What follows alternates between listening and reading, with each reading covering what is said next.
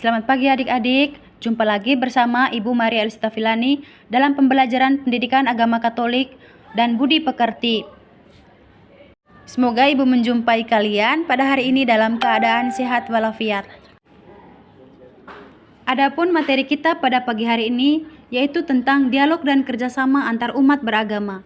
Tujuan pembelajaran kita adalah membandingkan dialog dan kerjasama antar umat beragama dan berkepercayaan lain melalui komitmen dan aksi nyata untuk selalu membuka diri terhadap pandangan dan keyakinan orang lain dalam hidup sehari-hari.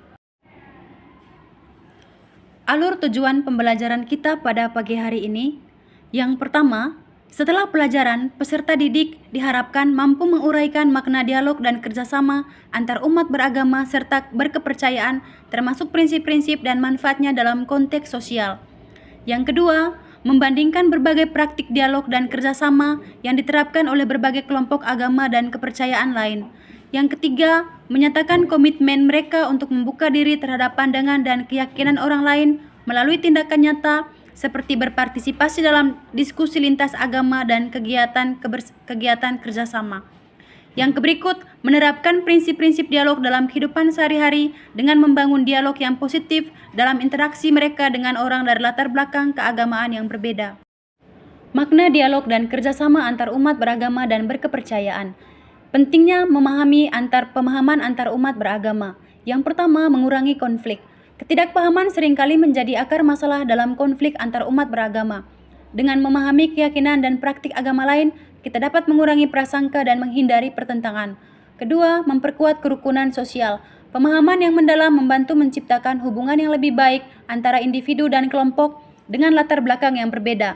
Ini membangun kepercayaan dan kerjasama dalam masyarakat. Yang ketiga, menghormati keragaman.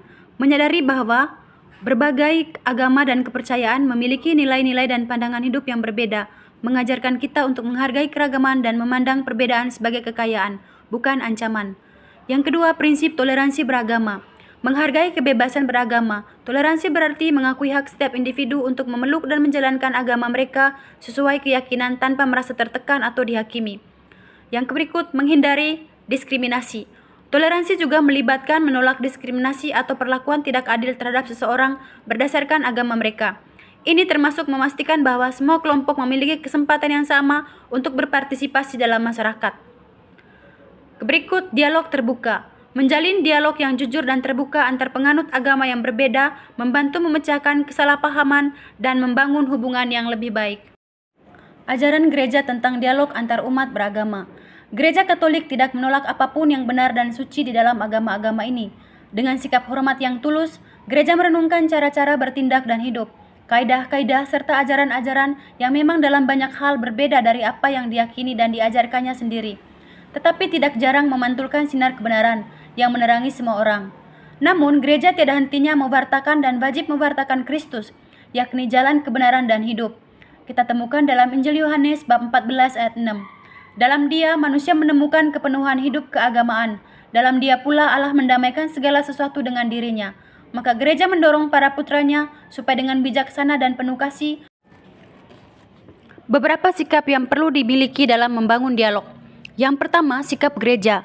Gereja Katolik tidak menolak apapun yang benar dan suci di dalam agama-agama. Dengan sikap hormat dan tulus, gereja merenungkan cara-cara bertindak dan hidup, kaidah-kaidah serta ajaran-ajaran yang memang dalam banyak hal berbeda dari apa yang diyakini dan diajarkannya sendiri, tetapi tidak jarang memantulkan sinar kebenaran yang menerangi semua orang. Bentuk-bentuk dialog. Pertama, dialog kehidupan. Kita sering hidup bersama dengan umat beragama lain dalam hidup lingkungan atau daerah. Dalam hidup bersama itu, kita tentu berusaha untuk bertegur sapa, bergaul, dan saling mendukung serta saling membantu satu sama lain. Yang kedua, dialog karya.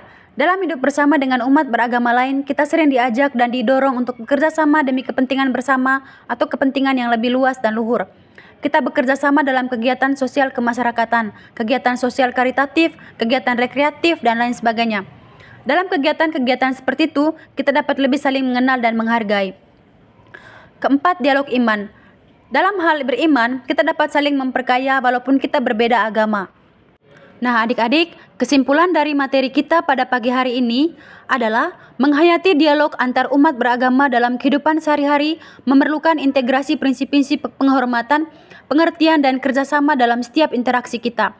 Hal ini dimulai dengan mengakui dan menghormati perbedaan keyakinan sebagai bagian dari kekayaan keragaman manusia, serta menghindari stereotip dan prasangka. Komunikasi yang konstruktif adalah kunci, di mana kita perlu melakukan percakapan dengan empati dan mendengarkan secara aktif tanpa menghakimi sambil menyampaikan pandangan pribadi dengan cara yang tidak menyinggung. Selain itu, berpartisipasi dalam kegiatan bersama yang melibatkan berbagai kelompok agama seperti proyek sosial atau acara komunitas memperkuat ikatan sosial dan menunjukkan komitmen terhadap nilai-nilai bersama. Edukasi dan kesadaran juga sangat penting. Mengedukasi diri dan orang lain tentang berbagai agama dan kepercayaan dapat memperdalam pemahaman dan mencegah misinformasi. Mendukung kesetaraan dan keadilan dengan memastikan bahwa semua orang diperlakukan dengan adil tanpa diskriminasi adalah langkah penting untuk menciptakan lingkungan yang inklusif. Baik adik-adik, sekian materi kita pada pagi hari ini. Tuhan memberkati.